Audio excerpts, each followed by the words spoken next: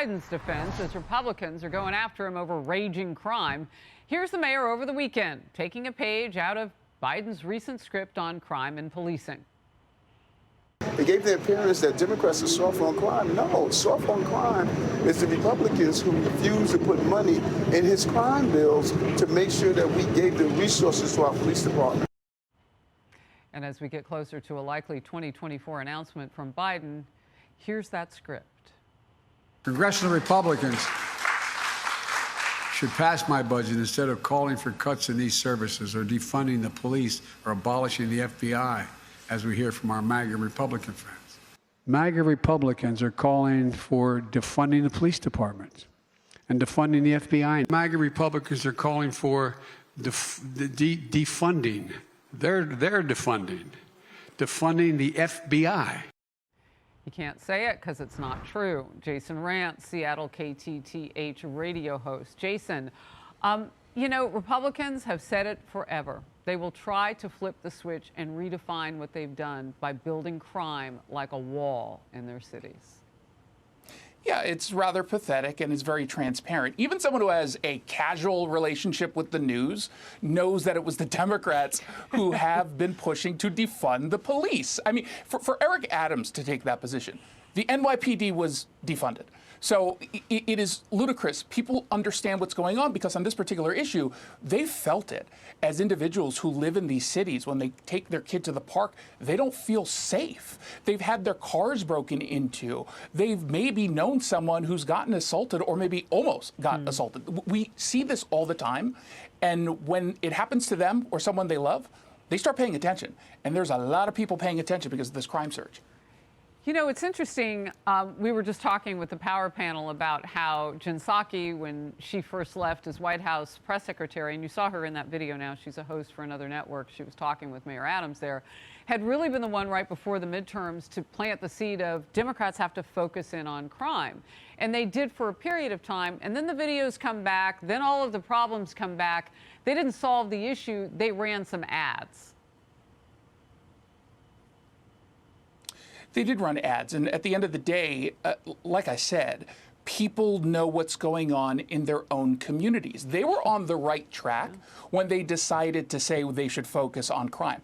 The problem for the Democrat Party is the more they focus on crime, the larger the spotlight on their crime policies. Because while they're talking about it, and they talked about it for a bit, they didn't stop pursuing the same policies that allowed the crime crisis to grow out of control. They still pursued those policies. We still have DAs and prosecutors who are going light on crime. They're not Republicans. We had, I think it was on Friday, maybe Thursday, there was a San Francisco lawmaker who previously called for defunding, now saying we need police in our community.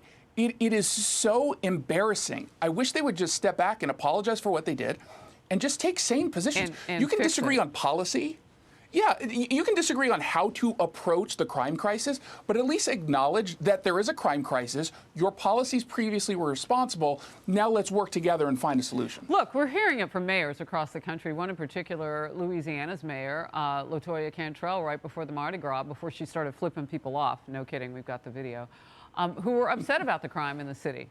She said, we're going to need all hands on deck. We need more police. We need federal money. We need blah, blah, blah, blah, blah, after things were defunded.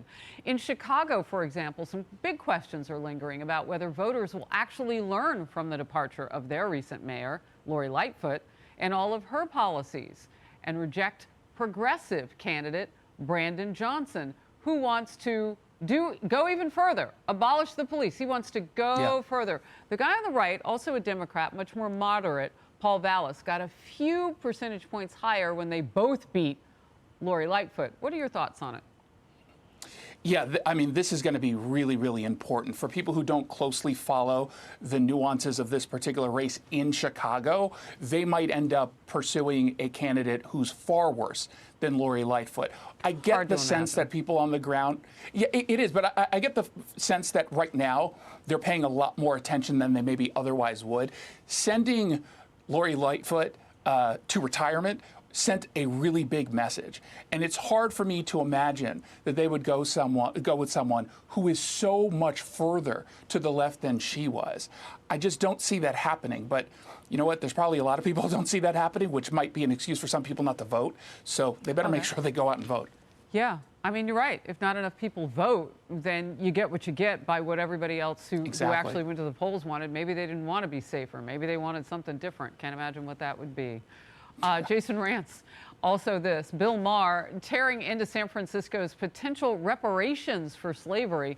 Proposals include a $5 million payment to black residents and a complete clearing of personal debt. And black Americans who also reportedly get an annual income of at least $97,000 for 250 years and will be allowed to buy homes within the city limits for $1 a home. Here is Bill Maher. Why are you talking against the woke craziness? Because it's crazy. Is it not crazy? They said it would cost they said it would cost, and by the way, San Francisco doesn't have a history of slavery or anything like that, you know. It would cost every citizen left $600,000 each. This is madness, is it not? You know what political debate I want to see in the season of 2024? Jen Psaki and Bill Maher. She hates the woke. And he does too, but she hates it because they can't fight it. And he hates it because it's going to make them lose. 100%. Again, when you shine a spotlight on the crazy, you get a better picture of what the Democrat Party has become, and it makes voters who are independent or even moderate Democrats feel more and more and more uncomfortable aligning themselves with the crazy ideas that are coming out there. When you think about reparations in particular, and as Bill Maher pointed out, this was not a slave state. There wasn't anyone there who was connected to someone impacted by slavery in California. But what you do with reparations is you acknowledge that people are victims. And there is no greater sin to an individual than to convince them that they are a victim. No doubt. Because instead of addressing any of the issues that they need to, they just blame someone else. Well, and it makes for more discrimination. How are you going to prove who has more slave blood than someone else? It's disgusting. Jason Rantz, thank you. Outnumbered after the break. Hey everyone, I'm Emily Campagno. Catch me and my co-hosts Harris Faulkner and Kaylee McEnany on Outnumbered every weekday at 12 p.m. Eastern, or set your DVR. Also, don't forget to subscribe to the Fox News YouTube page for daily highlights.